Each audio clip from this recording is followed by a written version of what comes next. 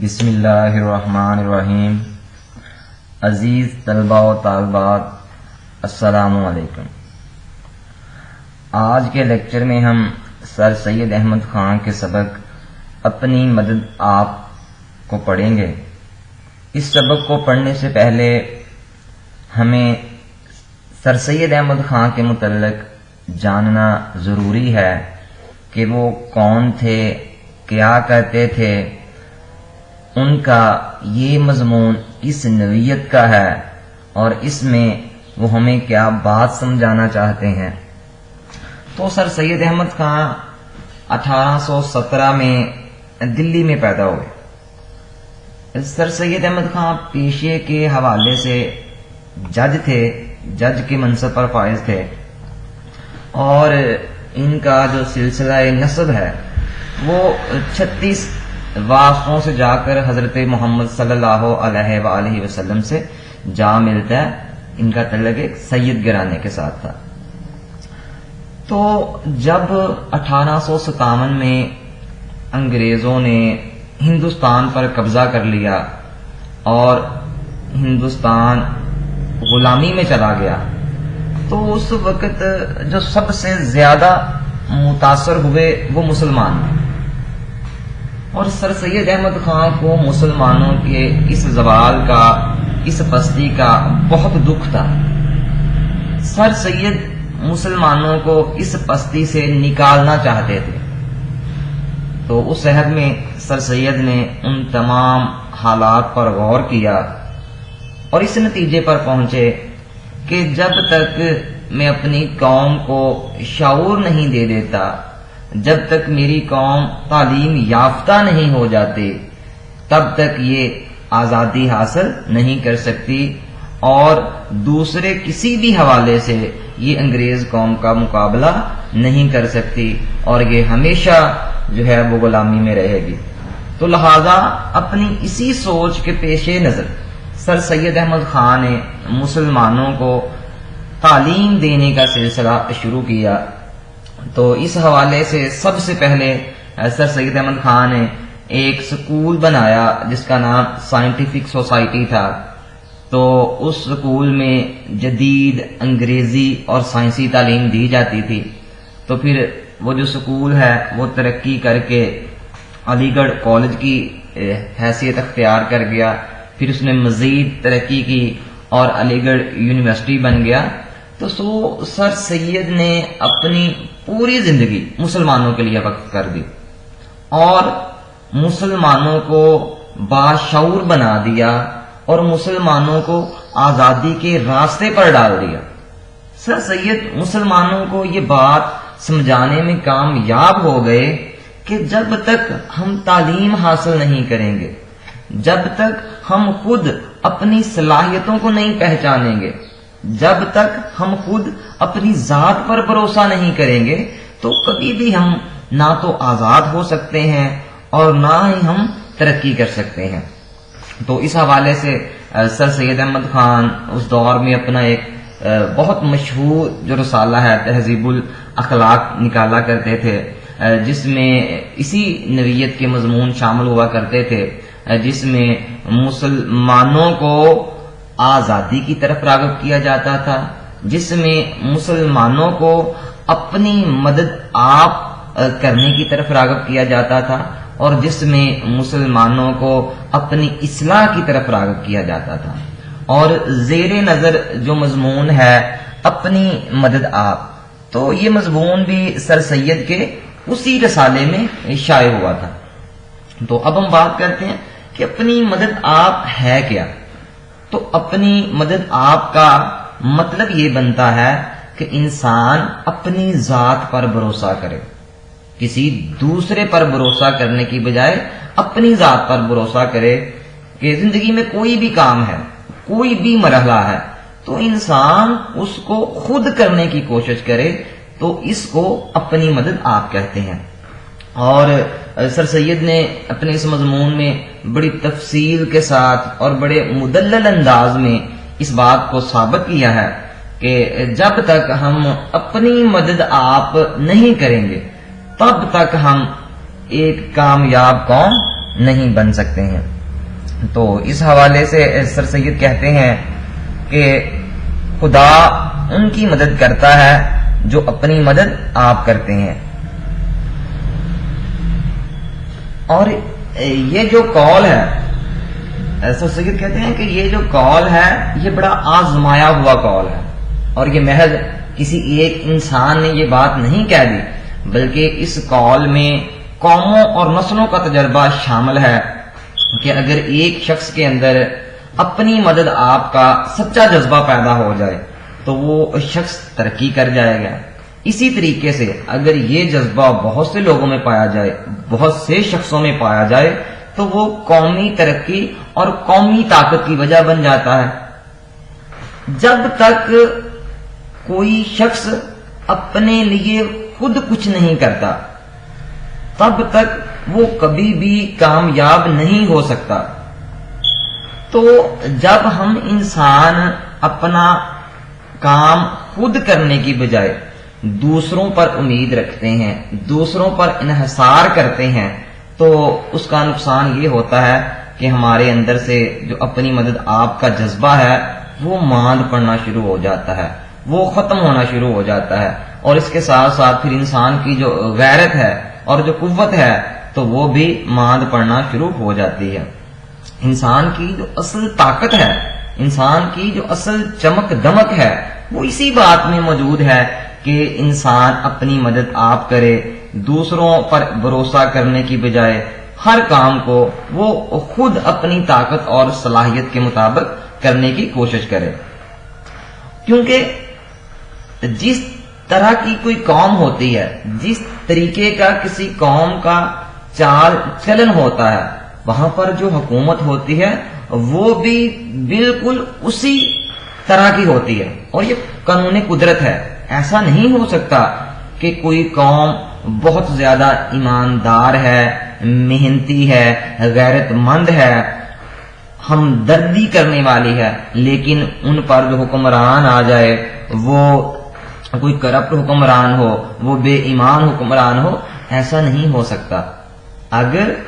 رعایا اچھی ہے، اگر عوام اچھے ہیں، تو اس ملک کا، اس قوم کا جو حکمران ہوگا وہ بھی اعلیٰ ہوگا، وہ بھی عمدہ ہوگا۔ لیکن اگر کسی قوم کے، کسی ملک کے عوام وہی ٹھیک نہیں ہے، وہی اپنی مدد آپ کے جذبے سے آ رہی ہیں، وہی اپنے ہر کام میں دوسروں پر بھروسہ کرتے ہیں، تو ایسی قوم کا جو حکمران ہوتا ہے تو وہ بھی ایسا ہی ہوتا ہے۔ تو اب ان باتوں سے یہ بات تو طے ہے کہ کسی بھی قوم یا کسی بھی ملک کی عمدگی اور ترقی کی جو وجہ ہے وہ وہاں کی گورنمنٹ کی بجائے وہاں کی عوام اور رعایا کے چال چلن پر ہوتا ہے۔ جب تک عوام کا چال چلن بہتر نہیں ہوگا، جب تک اس قوم کے، اس ملک کے جو عوام ہیں ان کا طرز حیات بہتر نہیں ہوگا، وہ قوم کبھی بھی بہتر نہیں ہو سکتی۔ کیونکہ یاد رہے کہ جو قوم ہوتی ہے وہ شخصی حالتوں کا مجموعہ ہوتی ہے، کہ جس طرح کے کسی قوم کے افراد ہوتے ہیں اسی طریقے کی وہ قوم بنتی ہے۔ میں آپ کو اس کی ایک مثال دیتا ہوں۔ ہم کلاس روم کی مثال لے لیتے ہیں کہ ایک کلاس کے اندر 30 بچے بیٹھے ہوئے ہیں۔ اب اگر تو وہ 30 بچے جو ہیں وہ ہر بچہ جو ہے وہ محنتی ہے، وہ ذہین ہے، اپنا کام وقت پر کرتا ہے، اچھے ٹیسٹ دیتا ہے، اس کا کریکٹر اچھا ہے، وہ ایماندار ہے، تو کہا جائے گا کہ یہ کلاس بہت اچھی ہے۔ اگر ہر بچہ انفرادی طور پر ان خصوصیات کا حامل ہوگا تو کہا جائے گا کہ یہ کلاس بہت اچھی کلاس ہے۔ لیکن اگر اس کلاس کے جو طالب علم ہیں، اس کلاس کے جو بچے ہیں، تو وہ اپنا کام نہیں کرتے، لیکچر کو نہیں سنتے، جو گھر کا کام ہوتا ہے اس کو بھی نہیں کرتے، اپنے استاد کا احترام بھی نہیں کرتے، تو جو ادارے کے اصول و ضوابط ہوتے ہیں ان کی پیروی بھی نہیں کرتے، تو کہا جائے گا کہ یہ کلاس اچھی کلاس نہیں ہے۔ حالانکہ کلاس روم میں جو باقی چیزیں ہیں، جو دیواریں ہیں، جو پنکھے ہیں، جو اے سی ہیں، جو بھی وہاں پر فیسلٹیز موجود ہیں، وہ دونوں طرح کے بچوں کے لیے موجود ہیں اور ایک جیسے ہیں۔ اب جو بچے انفرادی طور پر اچھے ہیں تو کہا جائے گا کہ یہ کلاس اچھی ہے، اور جو بچے انفرادی طور پر بہتر نہیں ہیں تو کہا جائے گا کہ یہ کلاس جو ہے اچھی نہیں ہے۔ تو یہ بات ثابت ہوئی کہ ان طالب علموں کے ملنے سے کلاس بنتی ہے۔ کلاس محض اس کمرے کا اور وہاں پر موجود جو فیسلٹیز ہیں ان کا نام کلاس نہیں ہے، بلکہ کلاس ان طالب علموں کے ملنے سے تب وہ کلاس کا جو وجود ہے وہ جنم لیتا ہے۔ تو ایک قوم بھی اسی طریقے کی ہوتی ہے کہ جیسے اب ہماری قوم ہے، ہم پاکستانی ایک قوم ہے، تو ہم لوگ اب اگر انفرادی طور پر محنتی ہوں، ایماندار ہوں، کرپشن نہ کرتے ہوں، دوسروں کا حق نہ کھاتے ہوں، ایک دوسرے کی ہمدردی رکھتے ہوں، تو ہم ایک اچھی قوم کہلائیں گے، ہم ایک بہتر قوم کہلائیں گے، ہم ایک ترقی یافتہ قوم کہلائیں گے۔ لیکن اگر اس کے متضاد ہو کہ ہم ہر معاملے پر کرپشن کریں، دوسرے کا حق کھائیں، جھوٹ بولیں، اپنی صلاحیتوں پر انحصار کرنے کی بجائے دوسروں پر بھروسہ کریں، تو پھر مجموعی طور پر جو ہماری قوم ہوگی تو وہ بھی تنزلی کا شکار ہو جائے گی۔ مجموعی طور پر ہماری جو قوم ہوگی وہ بھی ایک سست اور ایک کاہل قوم ہوگی۔ تو یہ بات طے ہے کہ جس طرح کے افراد ہوتے ہیں اسی طرح کی وہ قوم ہوتی ہے۔ اور علامہ اقبال نے بڑی خوبصورت اس حوالے سے بات کہی تھی کہ افراد کے ہاتھوں میں ہے اقوام کی تقدیر، ہر فرد ہے ملت کے مقدر کا ستارہ۔ کہ جس قوم کے افراد دراصل وہی اپنی ملت جو ہوتی ہے اس کا مقدر ہوتے ہیں۔ اگر تو وہ افراد اعلیٰ ہوں گے، وہ افراد بہتر ہوں گے، محنتی ہوں گے، ایماندار ہوں گے، اپنے کام کے ساتھ مخلص ہوں گے، تو وہ جو افراد ہیں، وہ جو لوگ ہیں، وہ اپنی ملت کی، اپنی قوم کی تقدیر کو بدل دیں گے اور اپنی قوم کو اعلیٰ اور ترقی یافتہ بنا دیں گے۔ کیونکہ قوم بذات خود کچھ بھی نہیں ہے، قوم افراد کا مجموعہ ہے، افراد سے مل کر بنتی ہے۔ تو اسی لیے یہ ہر فرد کی ذمہ داری ہے کہ وہ اپنے آپ پر غور کرے۔ جب تک وہ خود کو ٹھیک نہیں کر لے گا تو کبھی بھی قوم جو ہے وہ ٹھیک نہیں ہو پائے گی، کیونکہ قوم تو ہے ہی شخصی حالتوں کا مجموعہ کہ جس طرح کے شخص ہوں گے، جس طریقے کی وہ زندگی بسر کر رہے ہوں گے، جیسا ان کا کریکٹر ہوگا ویسی ہی وہ قوم بنے گی۔ اور دوسری اس حوالے سے جو اہم بات ہے اسی موضوع کے حوالے سے کہ کسی بھی انسان کی یا کسی بھی قوم کی جو حالت ہے وہ خود بخود نہیں بدلتی ہے۔ کہ ایک قوم ہے یا ہم پہلے ایک انسان کی مثال لیتے ہیں کہ اس کی خود بخود وہ تبدیل نہیں ہو جائے گا، خود بخود وہ اعلیٰ اور عرفہ نہیں بن جائے گا، یا کوئی دوسرا اس کو اعلیٰ اور عرفہ نہیں بنا سکتا، اس کو تبدیل نہیں کر سکتا۔ انسان نے اپنے آپ کو خود بدلنا ہوتا ہے، اپنے آپ کو خود تبدیل کرنا ہوتا ہے، اپنی عادات و اطوار کو خود چینج کرنا ہوتا ہے۔ کیونکہ مولانا ظفر علی خان نے اس حوالے سے بہت خوبصورت بات کہی تھی کہ خدا نے آج تک اس قوم کی حالت نہیں بدلی، نہ ہو جس کو خیال آپ اپنی حالت کے بدلنے کا۔ کہ اللہ تعالیٰ بھی اس انسان اور اس قوم کی حالت کو نہیں بدلتا جب تک وہ انسان یا وہ قوم خود محنت نہیں کرتی ہے، خود کوشش نہیں کرتی ہے اپنی حالت کو بدلنے کے لیے۔ تو اپنے آپ کو اعلیٰ بنانے کے لیے، اپنے آپ کو اچھا بنانے کے لیے، اپنے ملک کو، اپنی قوم کو اعلیٰ اور اچھا بنانے کے لیے ہمیں خود محنت کرنا ہوگی، ہمیں خود اپنے آپ کو بدلنا ہوگا، ہمیں خود اپنی ذات کا محاسبہ کرنا ہوگا، ہمیں خود اپنی برائیوں کا جائزہ لینا ہوگا، تب جا کر جو ہم ایک ترقی یافتہ قوم کی جو صورت ہے وہ اختیار کریں گے،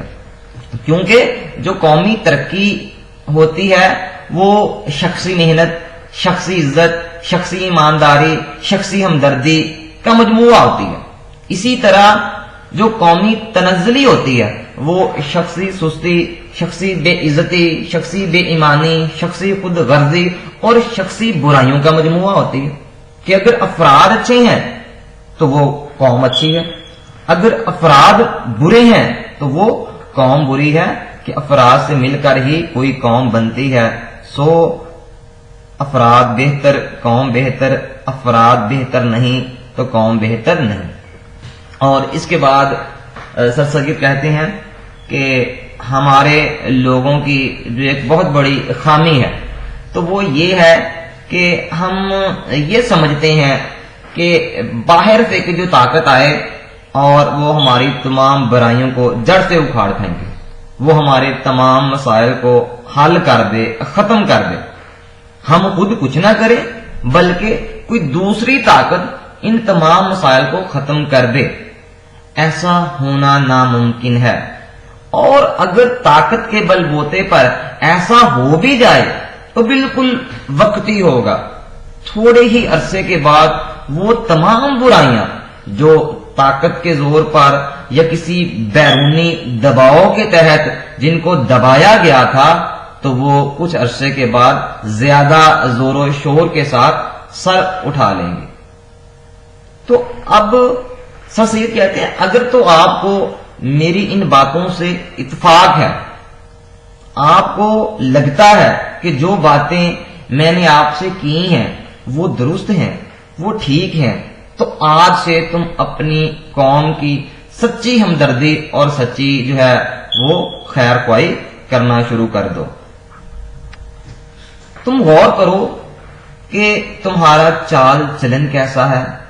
تمہارا جو تعلیم و تربیت کا نظام ہے وہ کیسا ہے، بات چیت کا جو انداز ہے وہ کیسا ہے، لباس پہننے کا جو انداز ہے وہ کیسا ہے، تمہارے سیر سپاٹے، شغل اشغال اور تمہاری جو اولاد ہے اس کا جو طرز حیات ہے وہ کیسا ہے۔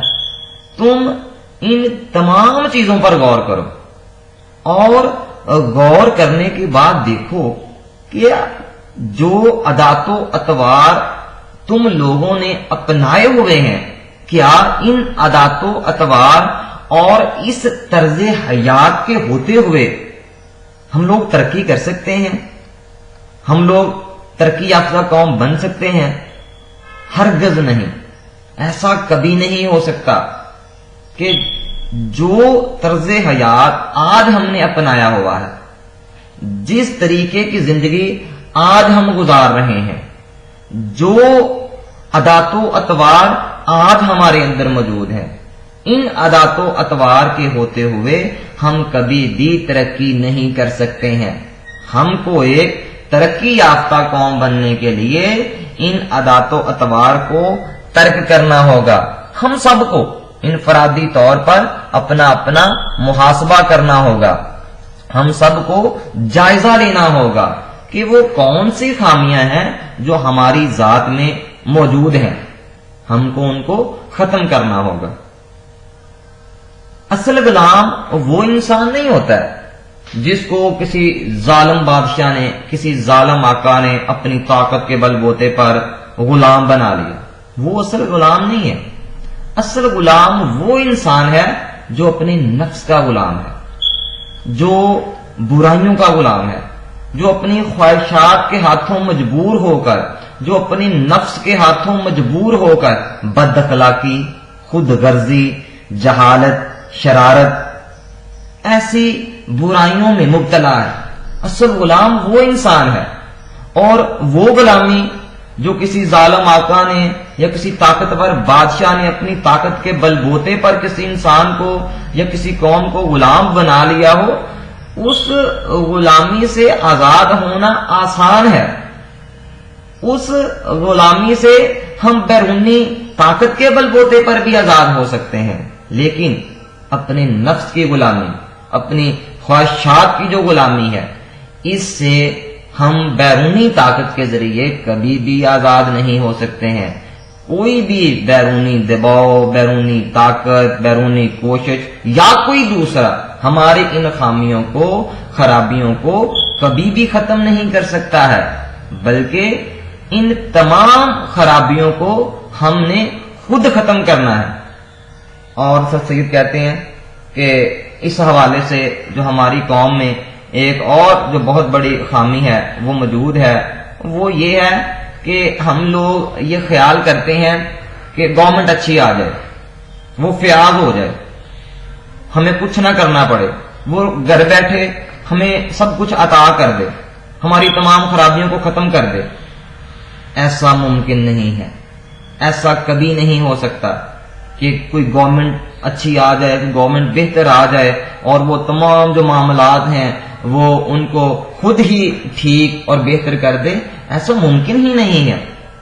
کیونکہ حکومت یا حکمران کچھ بھی نہیں کر سکتے ہیں جب تک جو عوام ہیں، جب تک جو اس قوم کے افراد ہیں وہ خود سے باشعور نہیں ہوں گے، وہ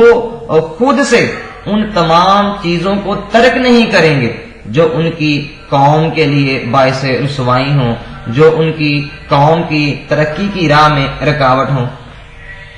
ہاں، اس بات کو ہم اس طریقے سے سمجھنے کی کوشش کرتے ہیں کہ گورنمنٹ ہے، ہمارا ملک ہے، ہمارے ملک کی جو آبادی ہے کم و بیش 25 کروڑ کے جو لگ بھگ ہے، اور اس میں جو حکمران لوگ ہیں، جو حکمران طبقہ ہے، گورنمنٹ ہے، اب ان کو ہم زیادہ سے زیادہ بھی ان لوگوں کی جو تعداد ہوگی وہ کوئی 1 لاکھ کے لگ بھگ ان کی تعداد ہوگی. اب جو باقی جو 24 کروڑ اور 99 لاکھ لوگ ہیں، جب تک وہ اپنے آپ کو بہتر نہیں کریں گے، جب تک وہی اپنی برائیوں سے، اپنی خامیوں سے جو ہے وہ پیچھے نہیں ہٹیں گے، تو کیا جو گورنمنٹ ہے وہ کچھ بہتر کر سکے گی؟ ان کی جو تمام محنت ہے وہ غارت ہو جائے گی. گورنمنٹ اگر طاقت کے بل بوتے پر ایسا کچھ کرنے کی کوشش بھی کرتی ہے تو وہ بالکل وقتی کامیابی ہوگی. جو اصل کامیابی ہے وہ تبھی ممکن ہے کہ جب تمام قوم خود سے باشعور ہو اور وہ خود سے یہ خواہش رکھتی ہو کہ ہم نے اپنی قوم کو ترقی یافتہ بنانا ہے اور ہم نے اپنی قوم کے لیے کچھ بہتر کرنا ہے. تب جا کر وہ جو قوم ہے وہ ایک بہتر، ترقی یافتہ اور عزت دار جو قوم ہے وہ بن سکے گی. تو اس کے بعد سر سید احمد خان ہمیں بہت خوبصورت اگزامپل دیتے ہیں. ولیم ڈراگن ایک آئرلینڈ کا رہنے والا تھا. تو وہ کہتا ہے کہ جب میں اپنی قوم کے بارے میں سوچتا تھا تو میں خیال کرتا تھا کہ میری قوم جو ہے وہ کیسے آزادی حاصل کرے گی، کیونکہ جو آئرلینڈ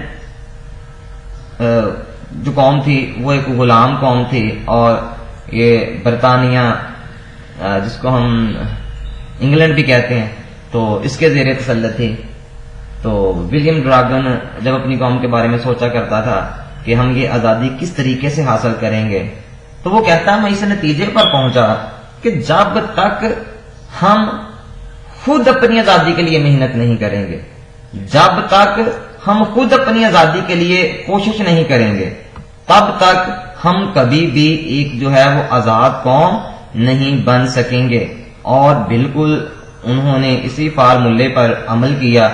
اپنی مدد آپ کے تحت اپنی آزادی کے لیے کوشش کی. اور تاریخ نے دیکھا، ساری دنیا نے دیکھا کہ اس چھوٹی سی قوم نے ایک اتنی بڑی ریاست سے، ایک اتنی بڑی قوم سے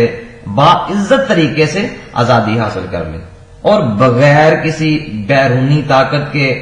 اپنی مدد آپ کے تحت وہ ایک آزاد قوم کی حیثیت اختیار کر گئے. اور نہ صرف آزادی حاصل کی بلکہ پھر وقت کے ساتھ ساتھ اپنے آپ کو دنیا میں ایک عظیم قوم کے طور پر منوایا. تو یہ کیسے ہوا؟ اس کے پیچھے بنیادی جو وجہ تھی وہ کیا تھی؟ وہ تھا اپنی مددگار، دوسروں پر بھروسہ کرنے کی بجائے اپنی صلاحیتوں پر بھروسہ کیا، اپنی جو طاقت تھی اس پر بھروسہ کیا، اپنی آزادی کے لیے خود سے محنت شروع کر دی، تو اس قوم نے آزادی حاصل کر لی۔ اسی حوالے سے سر سید مزید سمجھاتے ہوئے بتاتے ہیں کہ اگر ہم انسان غور کریں کہ آج کی جو موجودہ ترقی ہے، آج کی جو موجودہ دنیا ہے، تو اس میں ہمارا کیا کردار ہے؟ آج جو ترقی موجود ہے اس میں ہم نے کیا کیا کیا، اور ہماری جو اگلی پشتیں تھیں، ہمارے جو آباء و اجداد تھے، انہوں نے کیا کیا کیا؟ تو ہم اس نتیجے پر پہنچیں گے کہ ہر قوم پچھلی قوم کی جو محنت ہوتی ہے اسی کو آگے لے کر جاتی ہے، کہ ایک عمارت پچھلی قوم نے بنائی ہے تو اسی عمارت کو مزید جو بلند ہے وہ اگلی قوم کر دے گی۔ کچھ ترقی انہوں نے کی، جو ترقی ہم کو اپنی نسل سے ملی، ہم نے اپنی ترقی کی بنیاد اسی پر رکھی اور اس کو جو ہے وہ مزید ہم آگے لے گئے۔ لیکن اگر ہم آج اپنی قوم، مسلمان جو قوم ہے، اس کی طرف دیکھیں تو بہت افسوس ہوگا کہ ہم لوگوں نے اپنے آباء و اجداد سے جو ملنے والی وراثت تھی اس میں اضافہ کرنے کی بجائے ہم تو اس کی حفاظت بھی نہ کر پائے۔ کہ دنیا میں کیا ہوا کہ جو دیگر اقوام تھیں ان کو ان کے آباء و اجداد کی طرف سے